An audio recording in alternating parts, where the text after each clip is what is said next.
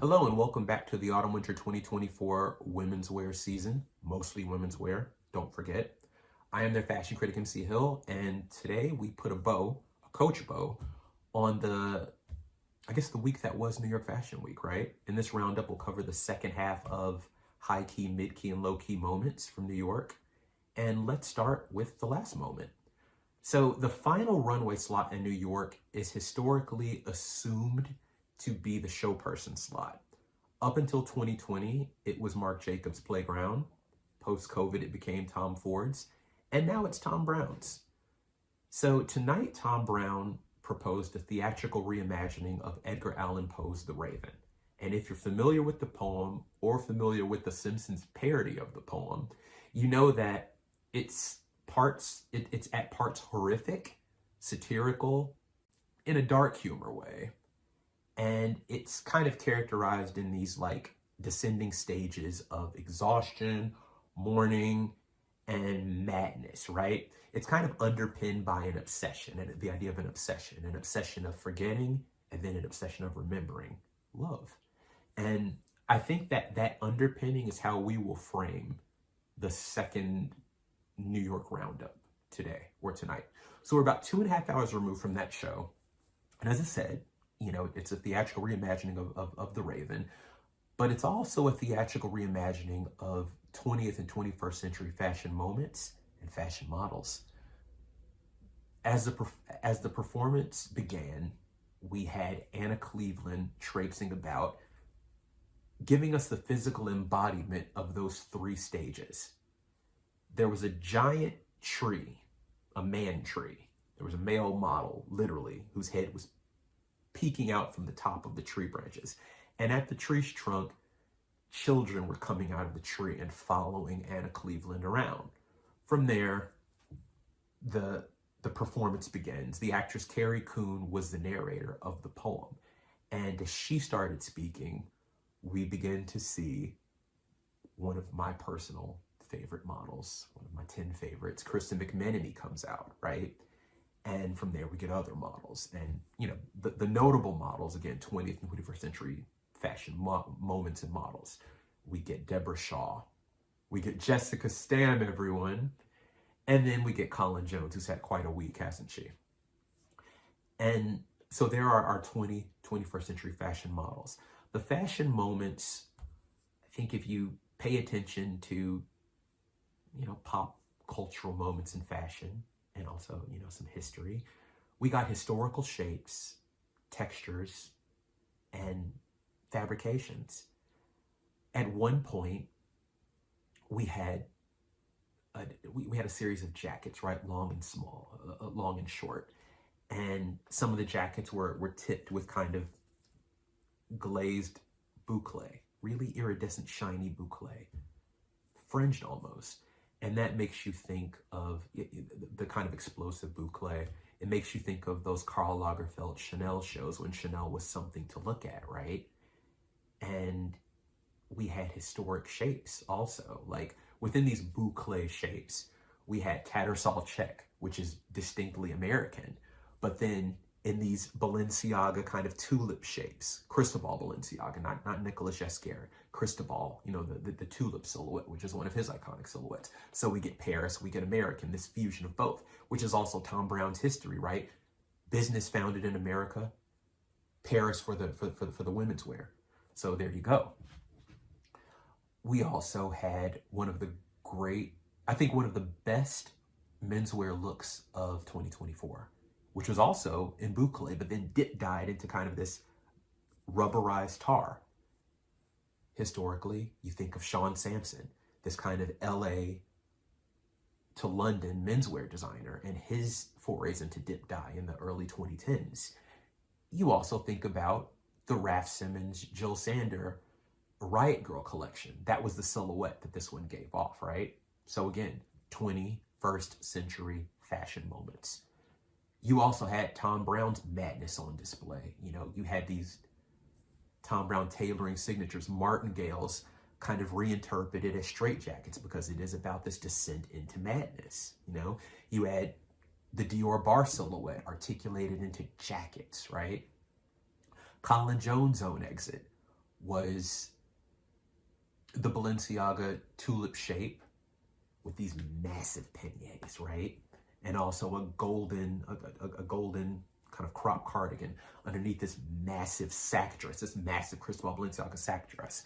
And the children were coming over to help her out of the sack dress. And that's when she cocooned out into this cropped golden cardigan, again, Karl Lagerfeld Chanel, and then this kind of massive peigne silhouette, John Galliano's Margiela a month ago. The unwrapping, very Victor and Rolf Russian doll collection, right? Late 90s. And so I think the ultimate backdrop, the hair, the wintry setting, the boy tree, Lee McQueen, Alexander McQueen, the overlook, wintry, the overlook, the tree, quite literally, the girl who lived in a tree, the hair, it's a jungle out there, Deborah Shaw, Jessica Stam, Lee McQueen models. So this being New York and this being a truly difficult week for New York fashion, do you want to be skeptical and fall on the side of, oh my God, rip-off city, this is a mess? Or do you want to default to a bit of optimism? I think it all just depends on what side you fall on this show. Like you judge it based off of, you know, rampant sampling, which is also an American ideal, right? But also there's an American ideal of borrowing from Europe to kind of like make it better, and also going to Europe for a better life. Proenza Schooler, a better life for their house. You know, Joseph Altazara looking for a better life. Even Lee McQueen leaving London, better life. John Galliano leaving London, better life in Paris. And so like I thought that juxtaposition of borrowing and sampling and also maybe celebrating, right, was a really important moment tonight. I was not particularly touched, but I was happy because anytime you get Jessica Stam and Kristen McMenemy, how can't you smile, right? And so in a very difficult week of fashion, I think Thom Browne inspired us to be obsessed by remembering why we love this. And so good on him for bringing up some of our favorite fashion memories and moments. And you know, it's corny, it's Valentine's Day. And so of course, Thom Browne comes out with this massive heart-shaped box of candy, which he gives to his husband. And you know, that's sweet and corny and saccharine and, you know, diabetes and where's my needle and all that. But you know, again, you can roll your eyes or you can smile. It's Valentine's Day. So thanks to Thom Browne, thanks to Thom Browne for attempting to give us something ambitious. And I'm sorry, but Carrie Coon's reading was great. It was really, really good and kind of horrific and scary. And so, again, with that framework, right, of being obsessed by forgetting and remembering and also descending into madness, let's slide on over to the Coach operation. Coach is this big fashion company and tells these big American stories. The Coach show was a weird one this season. You know, the soundtrack was Way is Blood, Movies by Way is Blood, which is this kind of maudlin take on ambition, being a star, the hopes of being a star, you know, doing something important, doing something big, but it sounds like a failure. Sonically, it sounds like, you know, the aftermath of failure. And so this was a very interesting portal into the Coach thing. Our first exit was a female gendered model, and she's got this taffeta skirt on and combat boots, which is kind of a callback to Stuart Vevers' Spring 24, which I personally thought was a fail. This one had more meat on the bones if you approach it from a dystopic point of view, right? This idea of dreams deferred, this idea of dreams melting. And that's kind of what this taffeta felt like. This was like the death of taffeta in these drab colors, right? This really unfortunate magenta. You think of magenta and you think of an idea of punctuation, not an idea of misery. And that's what this taffeta gave you. You had more taffeta, but in black. tuxedos, pastel colored, but beaten up, rumpled, oversized. The leather coats from spring, resurfacing, but kind of miserable. This parade of black, oversized hoodies, miserable, unfortunate. And also maybe naive notions of youth, right? This idea of a twinkly moon, you know, in kind of that Care Bear animation style, a bow, an animated bow, a rubber ducky, these notions of our youth, right? These benchmarks of our youth, but with Way Is Blood just wailing over the soundtrack, right? You just think of youth sucks, being young sucks. And that was kind of an interesting perspective. These cinched silhouettes, like the coach show was staged in this, I don't know what to call it, like this kind of like mansion, this like high grade like billionaire's mansion, like this living room almost, this, I don't know, this weird hall from like the 1940s, it felt like. And so all these like sullen kids walking through in their shrunken Chanel with their leather shorts, you know, again, Coach's history, Coach's recent history, right? That kind of gay show, that kind of like closeted homosexual gay article show from a year and a half ago, but now just mopey, sad, you know, it's like kids that are thinking about, you know, this idea of 90s nostalgia and just being over it, you know, that Mario Sorrenti historic iconography from Calvin Klein. Well, we don't care. Just burn it all. Who cares? Who gives a shit? You know, these boots with no socks. You want to call OSHA, but who cares? If you get a foot disease and your foot falls off, just who gives a shit anymore?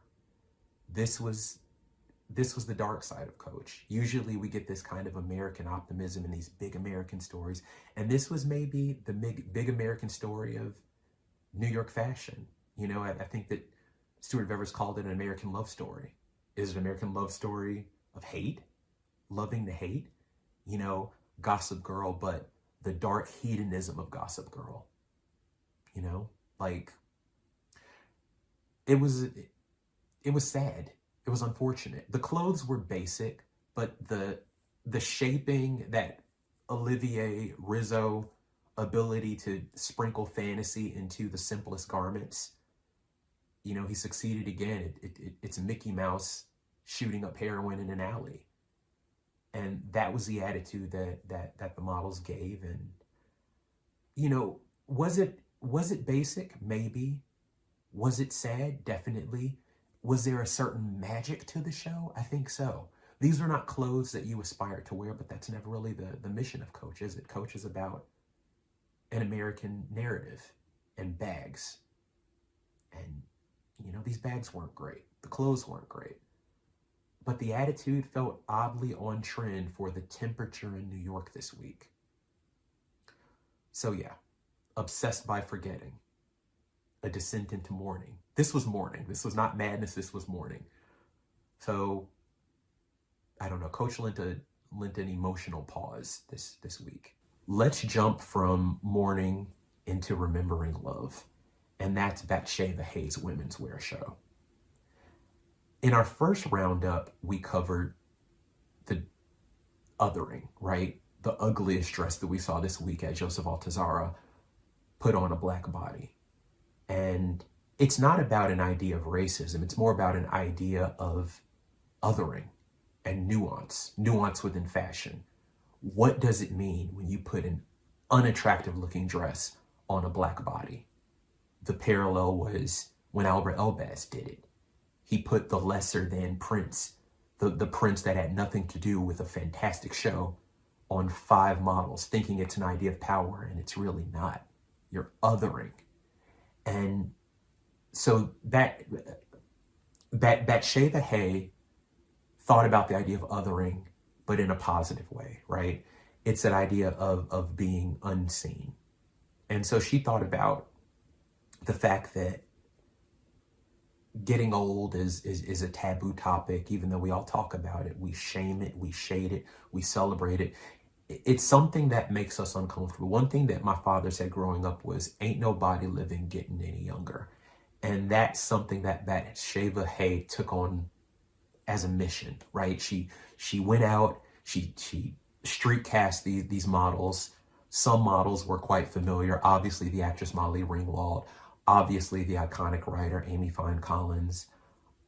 I knew one model from a Luchin show 2 years ago, but they were all kind of over 30, over 40, over 50. And it was this real appreciation of effortlessness. This was not othering. This was thinking in a real way. How can I celebrate these women for just being who they are?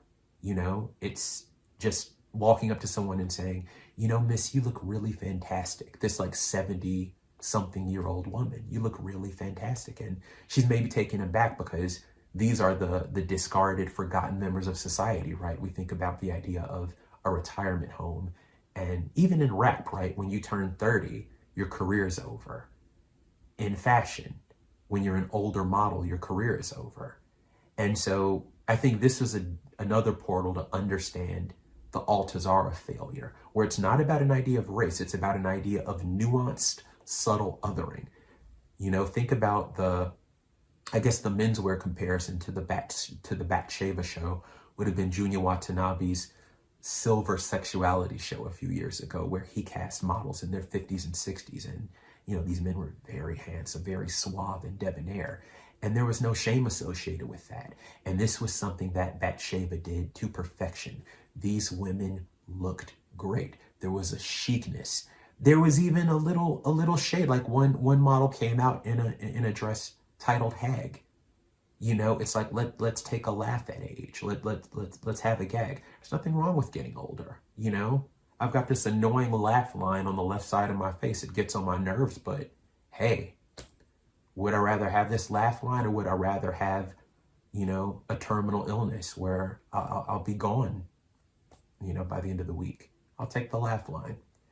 And so let's just put our arms around Batsheva Hay's collection to understand nuance, to understand how to kind of like expand upon nuance in a powerful way, right?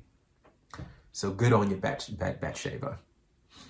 From there, let's move on to Rachel Scott's Diotima show. This was a good one.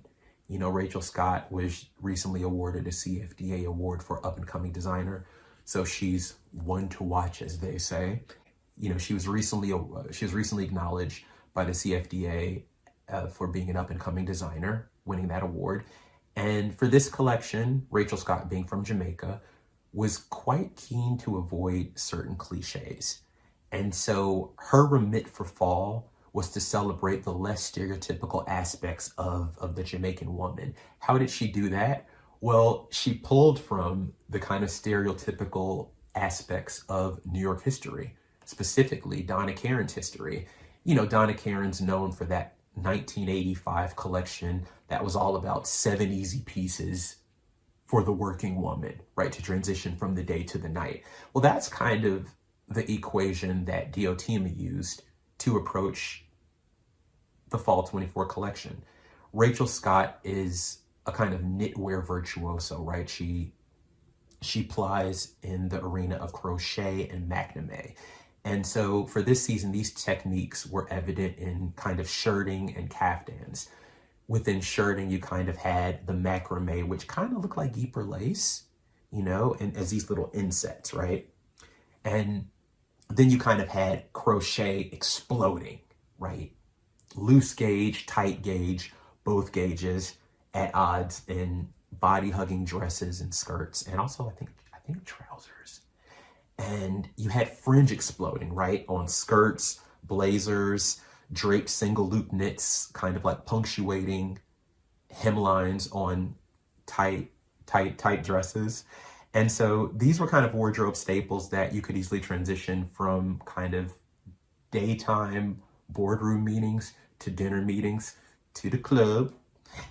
And that was pretty cool. Some of my personal favorites were, she had this lurex top, right? kind of gold hinted lurex, and it had the effect of raffia. And so I thought that was rather interesting. Another thing that happened was this kind of play on bustles. There was a drop waist silhouette, which is very, Mrs. Prada in 2011, but also very 1920s, Josephine Baker flapper. And so she had this bustle. I'm thinking of this red dress, right? And the bustle had a slight drop waist, angular a little bit, but it had the ease that the other garments had. So it wasn't kind of high-grade design. It wasn't low-grade design. It was just all about comfort, but the chicest comfort. Diotima's fall felt like spring, which fell in the summer, that gave soul to soul. So I think her woman was asking, however do you want me? However do you need me? To kind of quote soul to soul. Let's take the bustles theme along with that kind of like madness, and let's go to LUAR. So Raul Lopez showed yesterday. He was the last show on the Tuesday night schedule.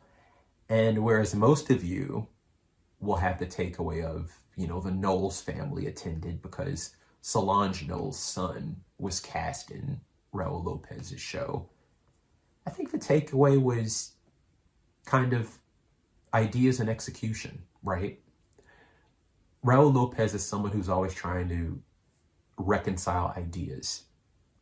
And it's interesting. Like, I was speaking with an editor before the show started, and we were talking about Willie Chavarria and Raul Lopez together and, how they differ. And, whereas someone was trying to lump Willie in, I said, no. Like, let's think about it like this. This is also another way into the Raul Lopez world, right? Raul Lopez and Willie Chavarria, I think this season, are operating on the Honey Dijon continuum of house music. Honey Dijon is well schooled in the historical codes of house music from maybe the 80s to today, right? Her concerts sell out, her tours sell out, her DJ sets sell out. She makes money everywhere. She's commissioned to DJ after fashion shows, during fashion shows. She does it all, right? And so if you think of the Honey Dijon continuum, where Willie Chavarria sits at, specifically the Willie Chavarria Fall 24 collection, sits at the Frankie Knuckles side of things, that kind of early deep house moment. Raul Lopez's designs and collections and fabrications sit at that Azalea Banks kind of hip house moment where, you want to fuck them all day and fuck them all night, right? Maybe there's a little Tiga, maybe there's some Azarian 3, maybe there's some LF System, but it's all post 2010s. It's all kind of modern house. And so those are what the shapes give you. That's what those kind of glossy, cracked leather silhouettes give you. That's a portal to understand what Raul Lopez does. Also, the fact that he's always looking to kind of reconcile a kind of Madonna whore complex, right? Well, this time, LUAR was looking at the idea of the metrosexual, the historic idea of the metrosexual, that it's always been around. It's sometimes in our face. It's sometimes not so in our face. But if you pay attention, you won't miss it. Whereas I personally thought that that proposition was a great way actually to understand LUAR and to understand a certain heterosexual nonsense that's kind of permeating fashion. I'm not sure if it resonated in this collection. Like Raul generally puts menswear and womenswear on the same runway. And so his kind of metrosexual notion was menswear and womenswear on everyone. And so it didn't really land as a metrosexual proposal. Oddly, from the runway perspective of watching this show, it looked more like a celebration of Jean-Paul Gaultier's historic codes, maybe Tanel and Yves Saint Laurent, right? Coming back from the 90s into the now to just tell us how it's really done. It didn't feel metrosexual. It didn't have the look of a metrosexual collection. Now, some of the menswear looks, had that kind of tight lace situation with a proper tailored trouser and a suitcase. So maybe that's a more literal version of the metrosexual man. But the silhouettes were bulky. There's a timeliness there because of Usher's performance at the Super Bowl a few days prior, and you had that kind of off-white, kind of bulky muscle man silhouette. So that felt very on trend, but it didn't feel metrosexual. You know, maybe there was a certain like machismo with the bulky women's wear suiting when the girls were in the suits. I think where the collection was most successful was in, much like Diotima's iteration of the bustle, when Raoul gave the bustle a certain macho undercurrent. The bustles were dropped and they were kind of low slung, and so you begin to think of you know, masculine private parts. And so in that bulky way, I thought that proposal of metrosexuality, you know, emphasis on the metrosexuality, was quite successful. It worked. As an overall runway proposal, it missed the mark. Was the collection fun? Sure. Was the collection very LUAR? Absolutely. The metrosexual mission, the writerly aspect of the collection, I thought was a really good think piece to kind of understand how society never really changes, it merely evolves. So thank you, Raoul, for making us think, but the clothes, not metrosexual, simply LUAR. Let's move on to Puppets and Puppets. Puppets and Puppets is, as we know, Carly Mark's baby. And sadly, this was Carly Mark's final collection in its iteration, in its runway iteration. Puppets and Puppets will continue on. She's moving to London, and it will continue on as a kind of handbag operation. We may get runway shows. We don't know. Carly is a creative savant. She's as creative as she is kind, and we just don't know where this will go. But we do know that this current version, this runway version, has been shuttered. To understand Puppets and Puppets' kind of final presentation, let's look at the New York Times review.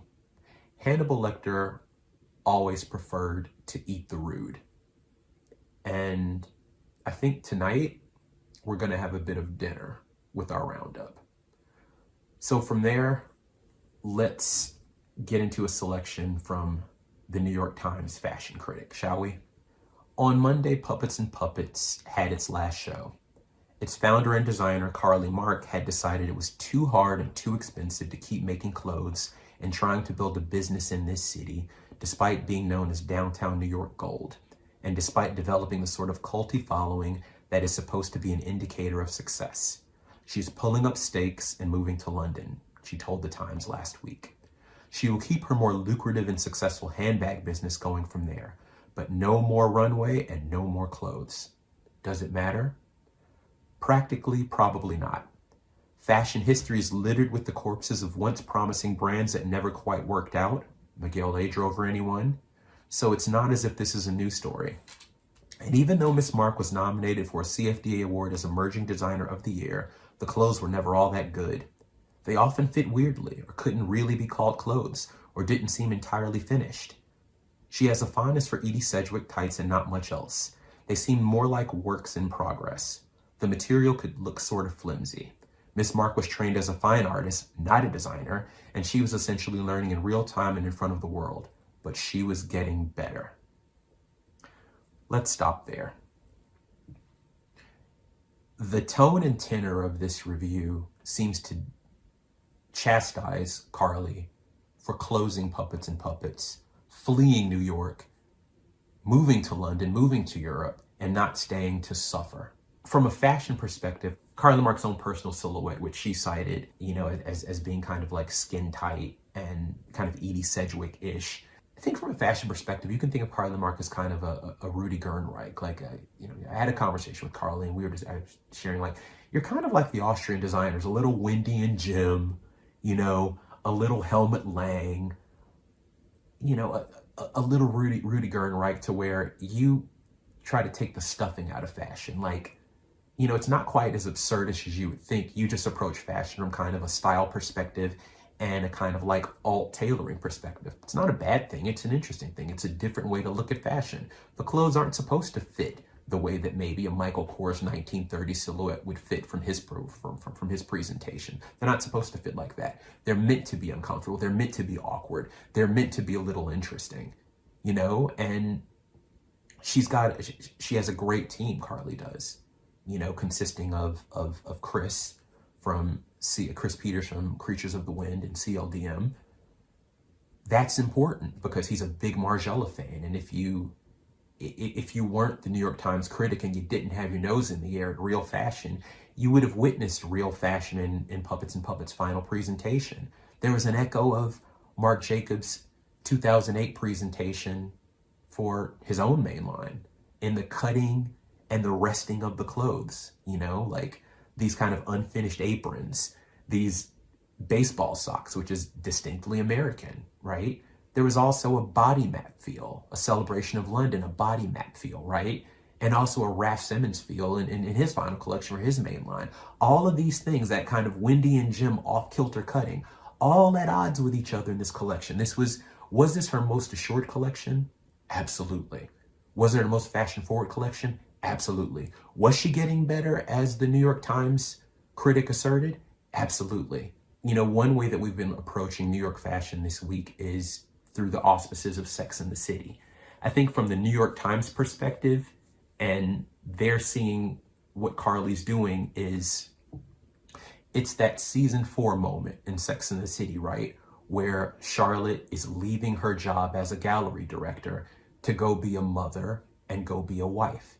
And her best friend, Miranda, is side-eyeing that, saying, oh, you're going to live your husband's life. So what does Charlotte say? She's screaming to Miranda, but she's really screaming to herself. I choose my choice. I choose my choice. And so that was a really interesting dichotomy on the conflicts of womanhood, right? And so in this scheme, in this perspective, the New York Times critic is Miranda, shaming Carly for choosing her choice. When in truth, it's really Samantha Jones dumping her loser boyfriend, the real estate magnate Richard, in season 5, because he's cheating and he can't be trusted. And what does she say to Richard as she leaves his Vegas hotel room? I love you, but I love me more. So why don't we find a way to put our arms around Carly Mark for loving herself more and not suffering and going into debt and destitution by staying in a city that lacks support from nascent designers? Using that Edgar Allan Poe perspective of this slow, gradual descent into exhaustion, which is very New York, mourning, that could be all of us mourning the death of this industry, the death of great designers, and the death of the love. Where's the love that I think we're all in consensus as an industry and as fans and followers of fashion that the Margiela show from 3 weeks ago was something that felt transcendent. And in that way, we're mourning that loss. We want that more times than we get it, and we're looking for that. And so from there, we transition into madness. And that's kind of where it feels like this industry is going. And while we remember the love, something that Thom Browne showed us, something that Batsheva shared, revealed, explained, something that Proenza Schouler did, something that Willie Chavaria's film absolutely presented. I think that we're a bit worried about the parasite inside fashion's global stomach, right? This globalization method that's slowly eating and eroding at all of our hopes and dreams. Let's all hold our hands. So maybe with Carly Mark's guidance, we can look towards the future in a positive way. This marks the end of New York coverage. Happy My Bloody Valentine's Day to everyone, and remember, it will all end in tears.